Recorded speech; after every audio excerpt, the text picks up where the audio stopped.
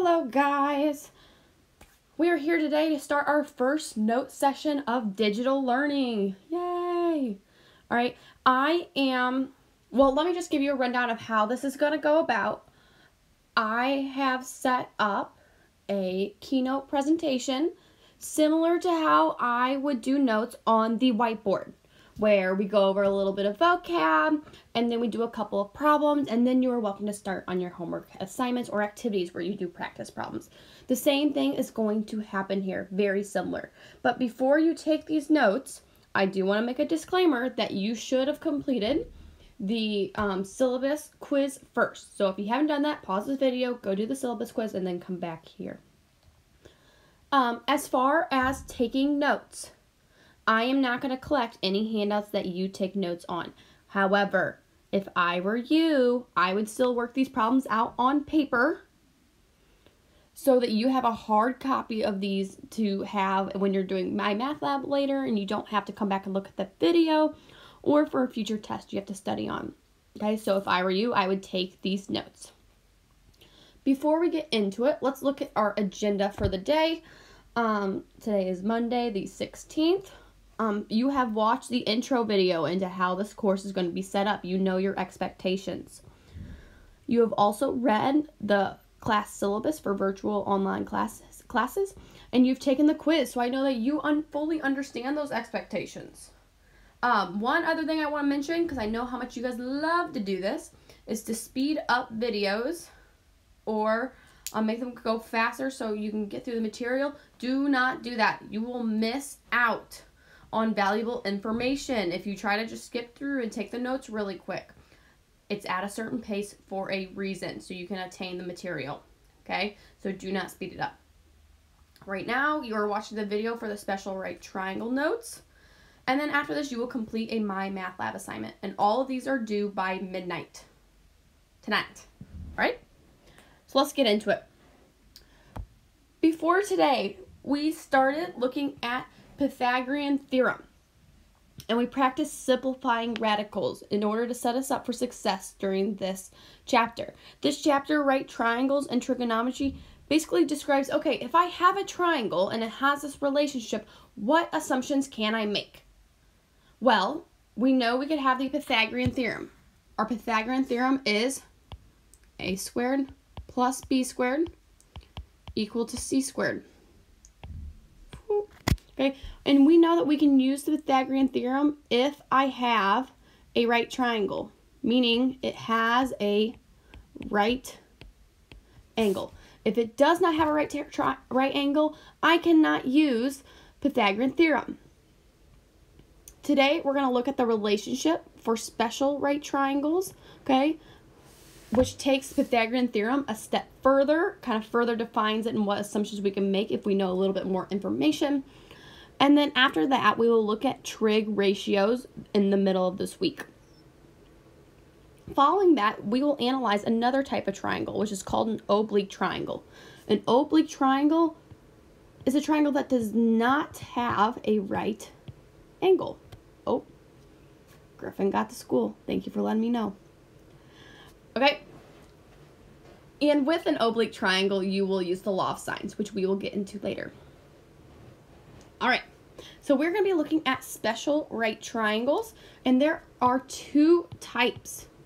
The first type is our 45, 45, 90 degree triangle, and our second type is 30 degree, 60 degree, and 90 degree. Meaning this is describing these certain types of angles. So we're going to analyze one, go into depth with that one, and then move on to the second one. All right, our first type of triangle is a 45, 45, 90 degree triangle, meaning that two of the angles are 45 and I have a right angle. Think back to our chapter on congruent triangles. If I have two angles that are congruent, what can I assume about those sides? Well, that means these sides are congruent. Okay, because both of these angles are 45 degrees, I can say that their opposite sides are congruent, making it an isosceles triangle.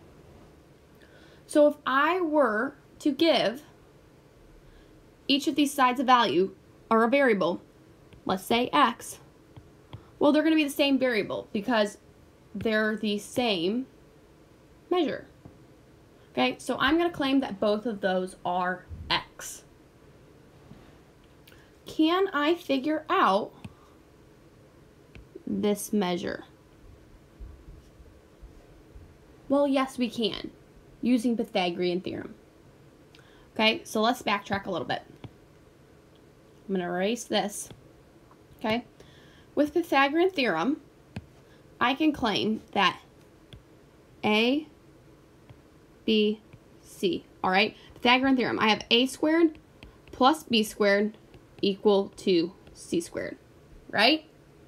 Well, here, A and B are going to be equal to each other because they're congruent. So I'm going to erase this and make this A squared. All right, now I'm going to simplify it. So A squared plus A squared, well, if that simplifies down, I get 2A squared equal to C squared.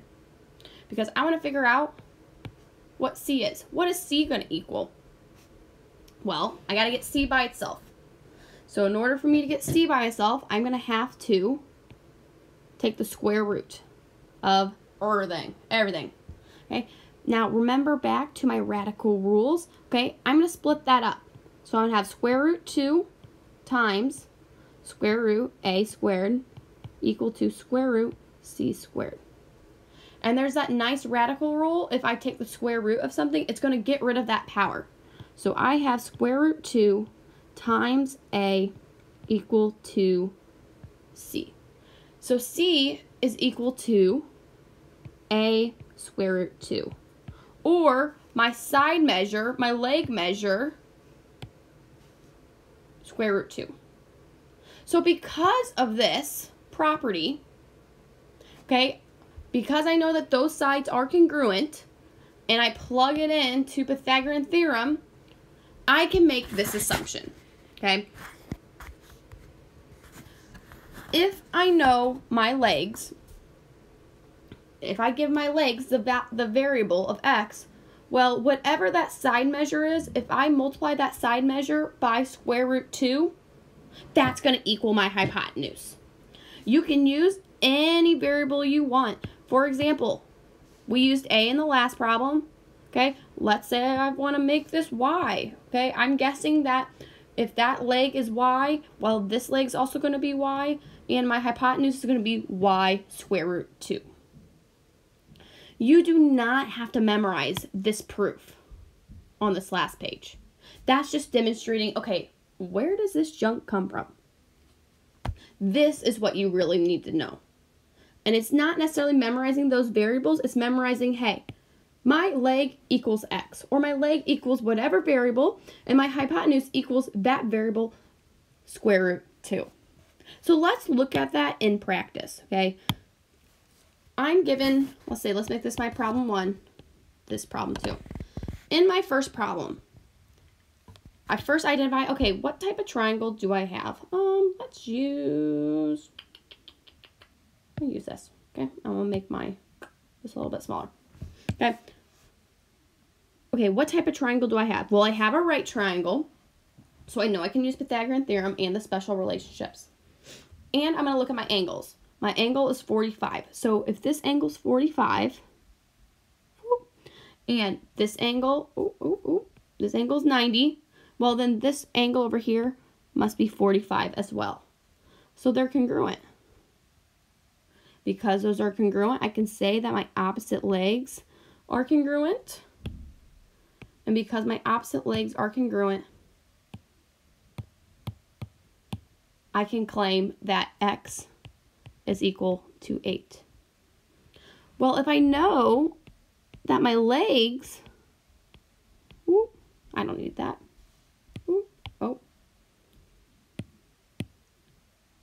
Okay, because I know my leg is equal to 8, I can claim that my hypotenuse is equal to my leg square root 2. So y is equal to 8 square root 2. That's my final answer. Where does that information come from? Well, it comes from the Pythagorean theorem. Okay? No, and because of the Pythagorean theorem, I can say that because I have this certain type of triangle of 45, 45, 90, I can make assumptions off its sides. All right, so let's look at number 2. Number 2, I have a right angle. I have this angle being 45, so I can say that this angle is 45. Then I can claim that my legs are congruent. So x is equal to y. All right. I have my hypotenuse. My hypotenuse is 19. Whenever I have my hypotenuse in a 45, 45, 90 degree triangle, I know that my hypotenuse is equal to x square root 2, or it's equal to y square root 2. Does not matter. I'm just going to pick one. I'm going to pick x, okay? All right, so I have to get x by itself. So I'm going to divide by square root 2, divide by square root 2. I have x is equal to 19 over square root 2. Well, I cannot leave that square root 2 on the bottom. So I'm going to multiply by itself to get rid of that radical. All right, whenever I have a radical multiplied by itself, it just basically disappears that radical. So I have x equal to 19 square root 2 over 2. Okay, and that's my final answer. It's also equal to y. And that's the basis of it for a 45, 45, 90 degree triangle. All right, so really here, the most important thing is identifying, okay, what type of triangle do I have and what information do I know? And kind of setting those equations equal to each variable. So my legs are going to be my x's and my hypotenuse is going to be equal to my leg square root 2. Okay, let's look at a 30, 60, 90 degree triangle. This is the other type of triangle. And this proof, it takes it a step further. It's not as blank in your face as a 45, 45, 90 degree triangle. Okay, think about this for a second. If I have an equilateral triangle, okay, this is my equilateral triangle. All of these angles are equal to 60, right? Okay, let's say I divide that triangle in half. So if I divide it in half, my top angle up here is 30 and 30. Well, if I have an equilateral triangle, I know that all my sides are congruent. So this side is congruent to this side as well as this side. But I've divided in half. So if, let's say, these sides are equal to y, well then this half down here, my two halves, are equal to 1/2 of y, right? Okay, because it's half of it. Okay, ooh, no, where's my eraser? So hang with me for a second. So this half is congruent to this half, and this half is congruent to that half. Well, if I'm writing a claim about it, okay, xy, well, xw, okay, this measure over here is equal to 1/2 of xy is equal to 1/2. Oh, no, I said that wrong. It's not equal to 1/2. Xw is equal to 2xy. Or xw is equal to 2yz. And because of that relationship, in a 30, 60, 90 degree triangle, we can claim that our hypotenuse is going to be equal to 2. So if this is my side, my hypotenuse is going to be equal to 2 of those. So 2x. So let me back it up a second, okay? Because I know I kind of just threw a lot at you. If I were to give the measure across from a 30 degree triangle the value of x, this is my x. Well, because I've taken this middle segment right here and divided it in half, okay, it's equal to 1, my x, here's my x, this measure is equal to 2 of those because I have an equilateral triangle. All right, so setting up my properties for a 30, 60, 90, okay, I have my 30 is going to be an x, across my hypotenuse is going to be a 2x. Well, how do I figure out what my measure is going to be across from a 60? I'm going to use Pythagorean theorem. So, let's plug this in the Pythagorean theorem. My xy is x squared. Okay? I'm going to do it plus wy squared. That's that middle segment right here. Equal to 2x squared. I'm going to convert that, so I have x squared plus wy squared equal to, not 2, because it's 2 squared, so I have 4x squared. I'm going to subtract my x squared, so I have wy squared equal to 3x squared. I'm going to take the square root, so I have wy equal to square root 3x squared, or I have wy equal to square root 3x, or x square root 3. All right, this is the proof of where it all comes from. So this is the information you need to remember, okay? I know this version is very, very extensive, okay? This is the shortened cut version. So in a 30, 60, 90 degree triangle, if I have, I want this, okay? What's most important to remember is you are looking across from certain angles. So across from my 30 degree angle, I have x. That's your most basic value. Across from the 60 degree or your longer leg, that value is going to be equal to x square root 3. And then across from your right angle is going to be 2x. So this is just a derivation, or it's derived from the Pythagorean theorem, and we can make these assumptions. No matter what, if you have a 30, 60, 90 degree triangle, you can take these most basic forms and set it equal to any measure on that triangle. I dropped my pen. Any measure in a triangle that's across from its certain angle. So, for example, let's look at some examples. Okay. In a 30, 60, 90 degree triangle, across from my 30, it's going to be equal to x, or my leg, short leg.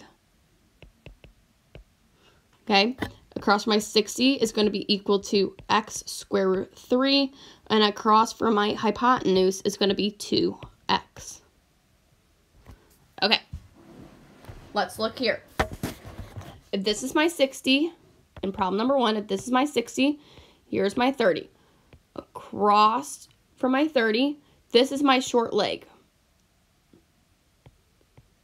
Okay, so for this problem, because I have x in the problem, I'm going to give it a different variable. I'm going to give it p. Okay, so if I were to edit my equations up here, I'm going to plug in p for. So 30 is equal to p, 60 is equal to p squared 3, and 90 is equal to 2p. So my y is going to be equal to 2p, and my x is going to be equal to p square root 3. All right, I'm going to plug 5 into all those p's. So my x is equal to 5 square root 3, and my y is equal to 2 times 5, giving me 10. That's my final answer. So because we know these relationships, I can quickly solve for certain sides. All right, let's look at number 2. Here's my 60, and across is my 30. Okay, because x is in this problem, I'm also going to use p. You can pick whatever variable you want. I just chose p because it wasn't in the problem. Okay, across my 30, that's going to be my p. Across from my 20 is going to be my p square root 3. and my x is going to be equal to 2p. Well, this one's not so nice and easy because I don't know my short leg. However, I do know this measure. So if I were to just simplify it like I would any other equation, I have 20 equal to p square root 3. I want to get p by itself, so I'm going to divide by square root 3. I have p equal to 20 square root 3. I got to get rid of that square root 3 on the bottom. So my final answer is 20 square root 3 over 3. That's my short leg. Well, I need to solve for my x. Okay, so this one, whoop, it's equal to my p, but it's also my y because p is equal to y.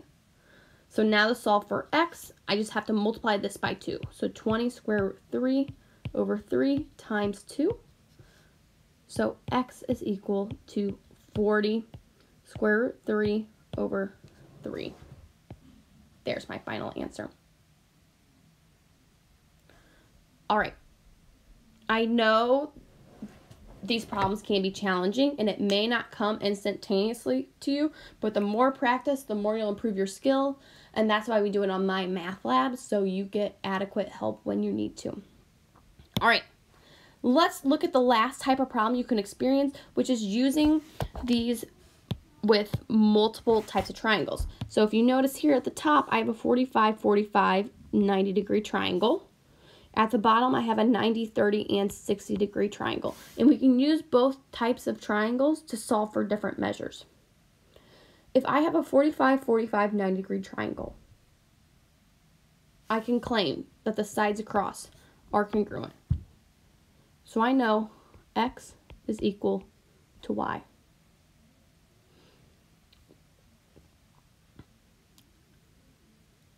Yes, I can make that claim, but can I solve for this measure right now? Not using the 45, 45, 90 degree triangles.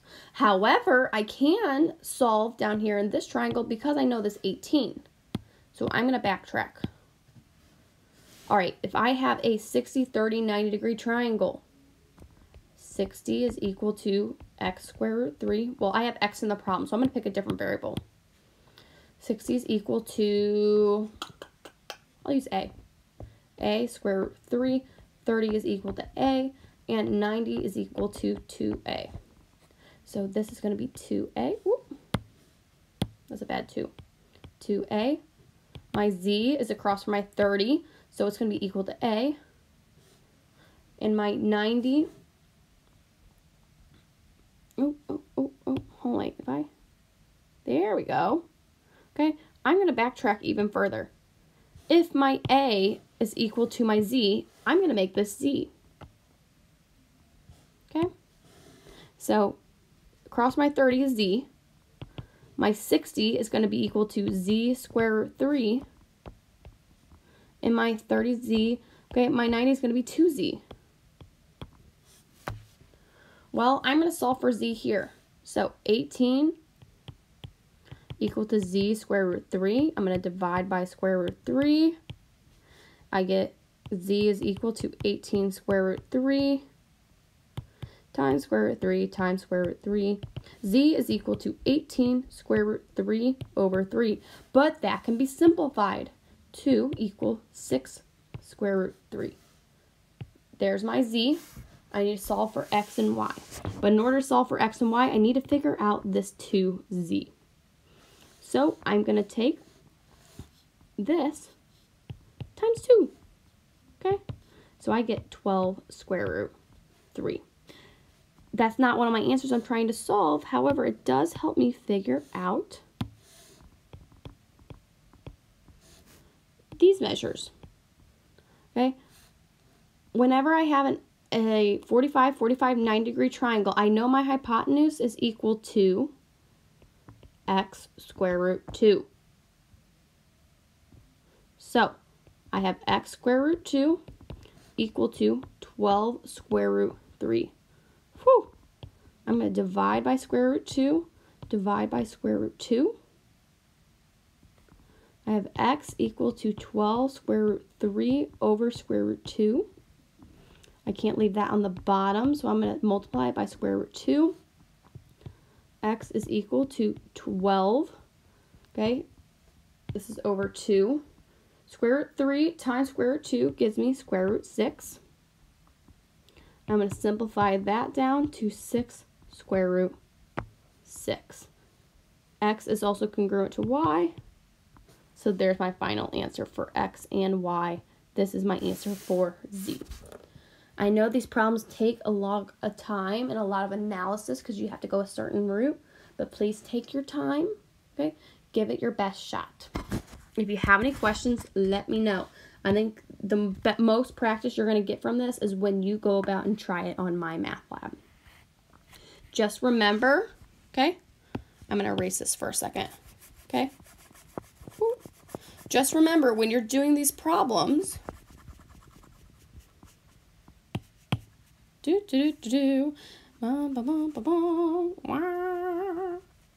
okay, just remember when you're doing, remember your equation. So if I have a 45, 45, 90, my sides or my legs are equal to x or whatever variable you want, and my hypotenuse is x square root 2. If I have a 30, 60, 90 degree triangle, my short leg, long leg, and hypotenuse, my short leg is x, my long leg across my 60 is x square root 3, and my hypotenuse is 2x. Where do we know these relationships? Well, the Pythagorean theorem. All right, so you have finished up your notes for today. Go ahead, start working on your MyMathLab assignment, and all that is going to be due by midnight. If you have any questions, please let me know. All right, bye guys.